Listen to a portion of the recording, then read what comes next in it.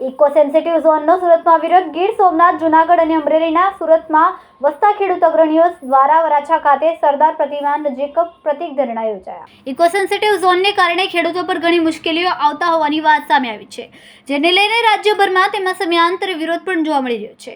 Eco sensitive ઝોનમાં આવતા ગામોના ઘણા ખરા ખેડૂતોના સંબંધીઓ સુરતમાં રહેતા હોવાના કારણે તેમના દ્વારા પણ વિરોધ કરવામાં આવી રહ્યો છે. આજે વરાછા વિસ્તારમાં થયેલા વિરોધ પ્રદર્શન દરમિયાન 50 કરતાં વધુ લોકોની અટકાયત કરવામાં આવી છે. ખેડૂતના હિતમાં નિર્ણય નહીં લેવાય તો આંદોલનની ચીમકી. ઇકો સેન્સિટિવ ઝોનના કારણે ખેડૂતોને નુકસાનની ભીતિ સેવાઈ રહી છે.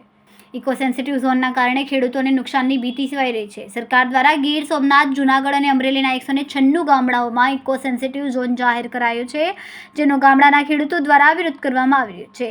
સુરતમાં વસતા ગીર સોમનાથ, જૂનાગઢ અને અમરેલીના ખેડૂતો ઇકો સેન્સિટિવ ઝોન હટાવવાની માંગ સાથે મોટી સંખ્યામાં સૂત્રોચ્ચાર કરીને વિરોધ નોંધવામાં આવ્યો હતો. છેલ્લા ઘણા સમયથી સુરતમાં વસતા લોકો દ્વારા ઇકો સેન્સિટિવ ઝોનનો વિરોધ કરવામાં આવી રહ્યો છે.